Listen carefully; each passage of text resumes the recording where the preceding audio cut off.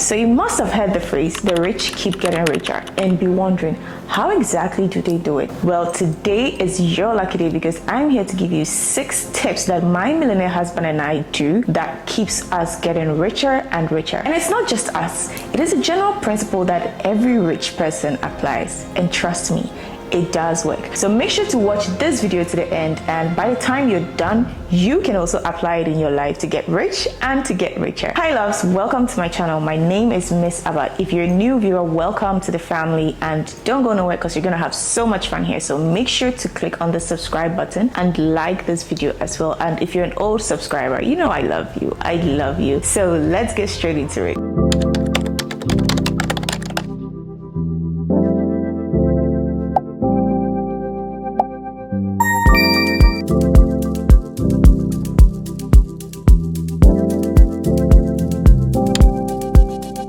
The first principle to adopt if you want to get rich and richer is to make sure that you diversify your income. Now imagine you have a stable income that earns you $100 a month, and now imagine you have 5 more of that same business. How much are you going to get now? That brings you to $500 a month, and that is the power of acquiring various sources of income. Now it is usually said that all rich people have 7 or more sources of income. And I definitely do agree. Before you diversify into different sources of income, I believe you must first have one main source of income, one stable source of income that you work on, be dedicated, focused on it, and build it to the maximum capacity. After building that and it becomes your stable source of income, then you can go on to adopt other sources of income. To make it easier, you can even find various sources of income around your same niche that you already have. Now, I read somewhere that having various sources of income is just like filling a bathtub. Imagine the water is just trickling down in little drops. It's gonna take a very long time to actually fill the tap. But imagine that the tap is opened on its full blast and it is filling up the tap at its maximum speed. That gets the tap filled very quickly. Now liken this into your personal life. If you have just one source of income, it's gonna take a very long time for you to achieve certain goals, especially considering the fact that you have to consider your savings, you have to consider your expenditure as well, and then you also have to consider your investment. But if you have various sources of income, then you can apportion that this particular source of income coming from this side is what I'm going to use towards saving. This particular source of income coming from this other side is what I'm going to use for monthly expenditure, taking care of my utilities, taking care of my food, taking care of my accommodation,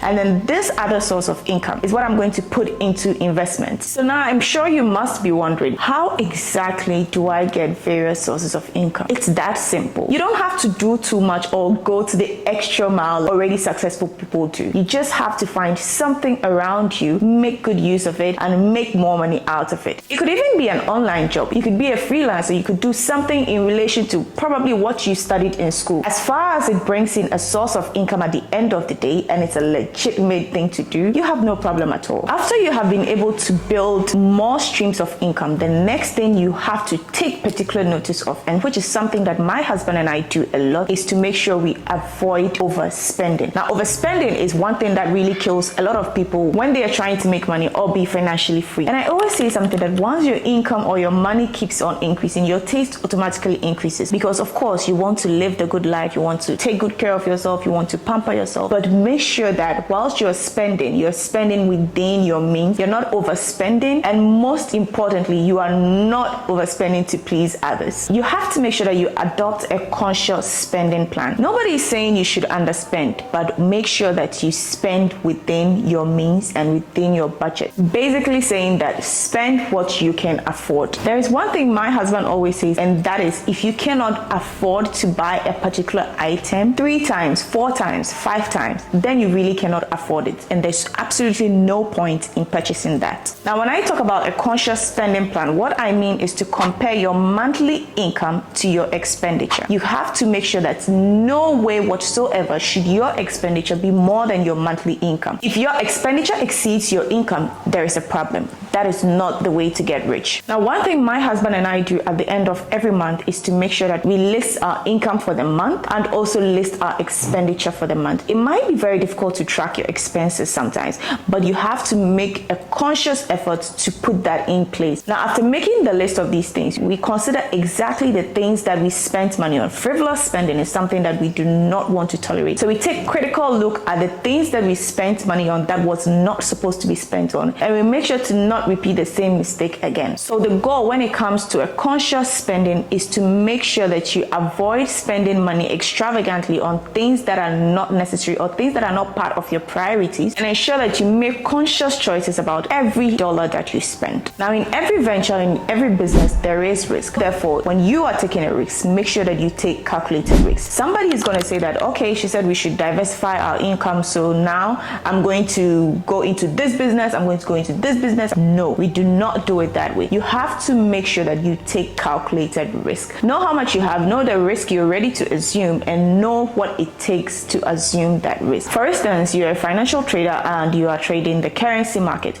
You do not just get up with your $100 account or $1,000 account and just put in 10 lots, 20 lots, unless you're willing to blow your account or lose that money. What you have to do is consider your risk exposure against what you are going to make or your profits that you're going to make if your trade should go into profit. Imagine you're starting a clothing business and you decide to get all the items in just one size. We're all not the same size, and we all definitely cannot fit in one type of clothing. Not all of us have the same taste. Imagine you took the same type of clothing in just a small size. That means you have automatically limited your business to a small sect of people, because people who were medium size, large size, extra large, and even extra small people cannot purchase your items. And that is what I would say a bad risk. So all I'm trying to say is that taking calculated risk involves weighing the potential benefits that comes with taking such a decision, and also weighing the potential drawbacks that come with it, which in turn will go a long way to affect your business, your finances, and also determine whether you're going to be rich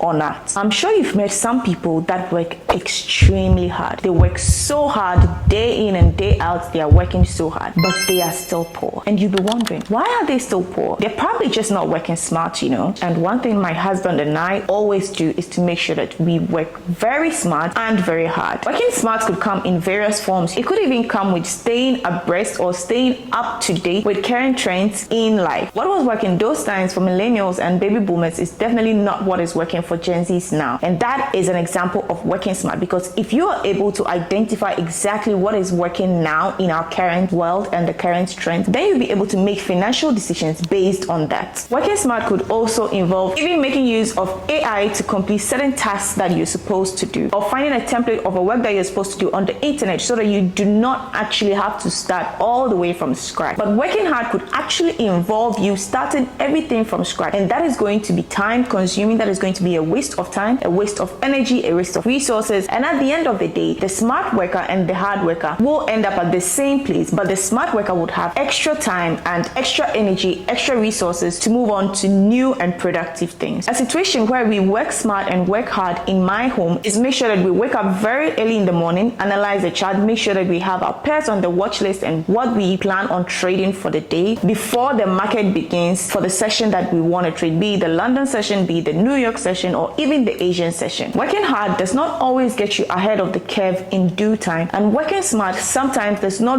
really give you the determination to do more and to press on. So what you have to do is to make sure that you're always working smartly hard. One more thing that we have been doing and currently going in really hard is to build an investment portfolio, investing in assets. Now, when you make some money, a very important thing to do is to make sure to invest, because in that way you get a passive source of income that you do not always have to be so up and active to work on. Now, just as Warren Buffett said, you must find a way to make money while you sleep, or you're going to work until you die. And that is the power of investment. You can literally invest in anything. You can invest in stocks, you can invest in real estate, you can even buy treasuries and bonds, mutual funds, just to make sure that your money that you have made is now working for you, and now you have more time on your hands to venture on into other things. So what we've currently been doing that that is my husband and I, is that we're investing in properties, we're investing in real estate, we're investing in treasuries, bonds, stocks, and majorly just putting the money into these portfolios and making them work for us. Now, someone might say that I do not really have a lot of money to go and invest. You do not need a lot of money to actually invest. If you're from a country like mine, which is Ghana, you can currently invest in treasuries at a rate of about 27% more or less annually. Now, the thing with investment is that you may not really see the returns currently, but give it 5 years, give it 10 years. Now you're going to see the amount of wealth is going to amass over time. So if you have any spare money, if you have money that you do not